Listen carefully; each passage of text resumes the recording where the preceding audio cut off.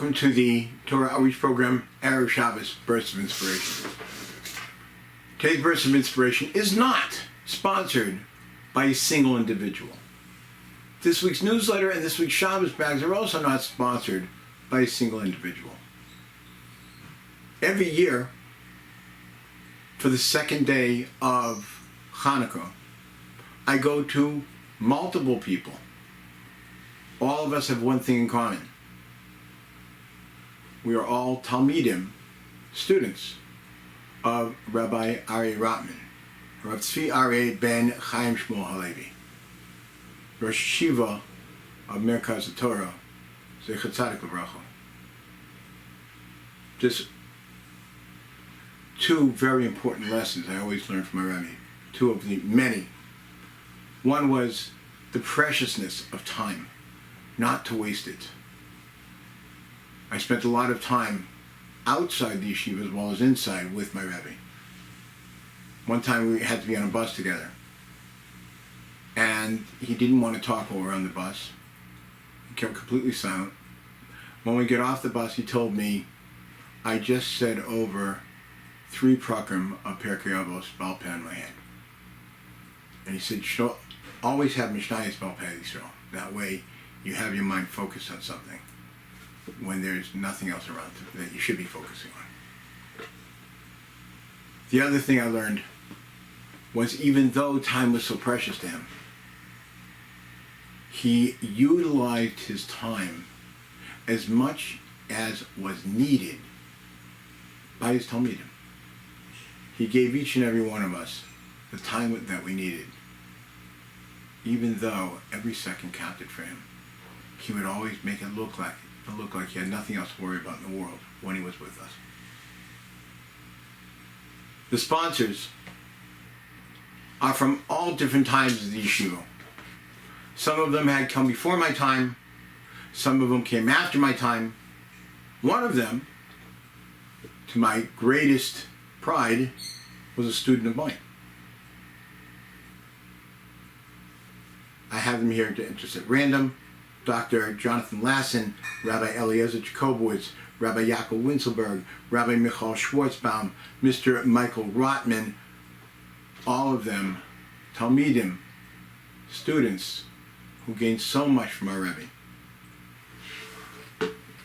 So this week's video should be the Ilui Nishmas, should be a merit for our great Rebbe's Neshama. Instead of talking about the Torah reading for Shabbos, let's talk about the Torah reading that we read every single day of Chanukah. Throughout the 8 days, we go through the 12 tribes and their sacrifice that they gave to the temple when it was being dedicated. We do this because the dedication of the new Mizbeach, the new altar in the temple, after the Greeks had destroyed it.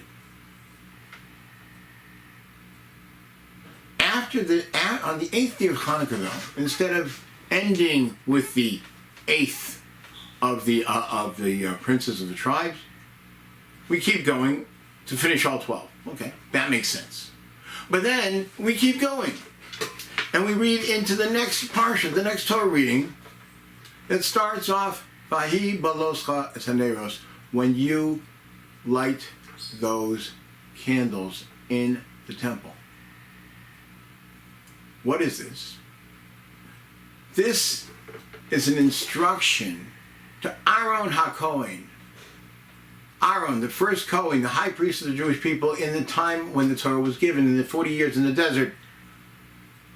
When he saw the dedication in the Mishkan, when he saw all the different tribes being represented except for his own, the tribe of Levi, he was upset. He felt bad. He felt left out.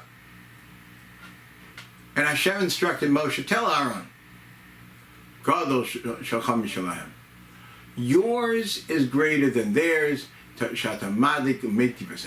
you're going to be preparing and lighting those candles in the menorah. Obviously, that has a lot of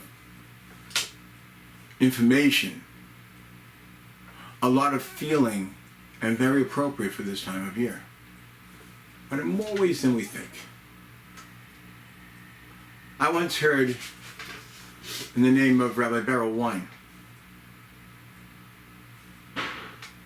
that it's a message not only that we light the Neiros in the future on Hanukkah, but it's a message to us living in Golos, living in exile, living in this country. This is a time of year you see all this fanfare, all this exorbitant celebration, pomp, the lights, the parties, the music, the trees. I know teaching in assisted living facilities all over South Florida, and with all the decorations of this time of year, Jewish people can feel a little left out. Feel like a little bit like they want to be part of that celebration. And what, says Rabbi Wine, does the Torah tell us about that? God lo shalcha mishalahem. Don't worry about it. Yours is greater than theirs.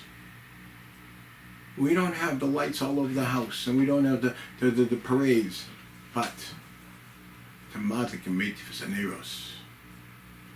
you're lighting those candles. What do those candles represent? This is a part of Hanukkah that a lot of people forget. We did not win a physical victory. The Jewish people were never physically threatened in the story of Hanukkah. Maybe the soldiers that fought were. The Greeks were more than happy for us to remain ethnically Jewish. Have your gefilte fish. Have your bagels, lox, and cream cheese. Don't have your gefilte fish on Shabbos, though. They wanted to cut us off from Kedushas Yisrael, from the holiness of the Jewish people. They wanted us to just be another Greek ethnic group, like there was all around the world at the time. And the Kohanim, the Maccabees, wouldn't have it. They wouldn't have it. We are different, and we remain different and proud. Avram Avinu was called Avram HaIvri, Avram from the other side. Rottman ZT'L used to always say,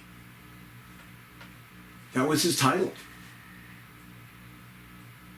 And that was our title. We used to be called Ivrim, Hebrews. Where does that come from? From the other side. The whole world can be doing something, and the Ivrim are on the other side. They're different. That's our pride. That's who we are. We do not assimilate. We do not feel jealous or that we've lost out on something because we're not like them. We're proud of who we are. We have our celebrations. We have our holidays. We have our Shabbos. We have our holiness.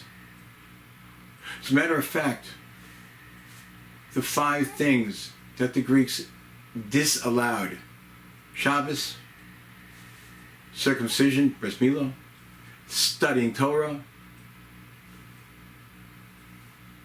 Rosh Chodesh, celebrating the new month, and the holiness of marriage.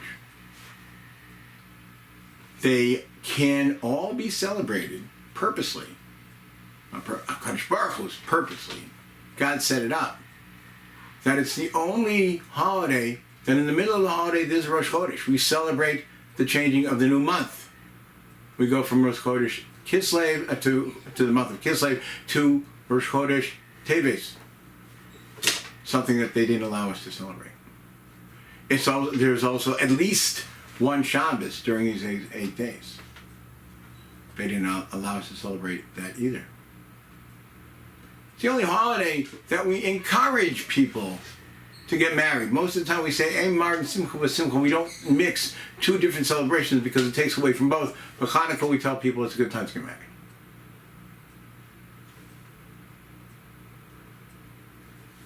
Torah. It's where the presents and the money came from. We reward and we encourage children to learn Torah, and we give them prizes for that. It's all there. We have a very deep, a very ancient, and a very beautiful heritage.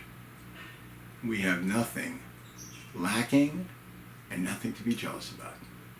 Shabbos and a freilichen, very happy Hanukkah.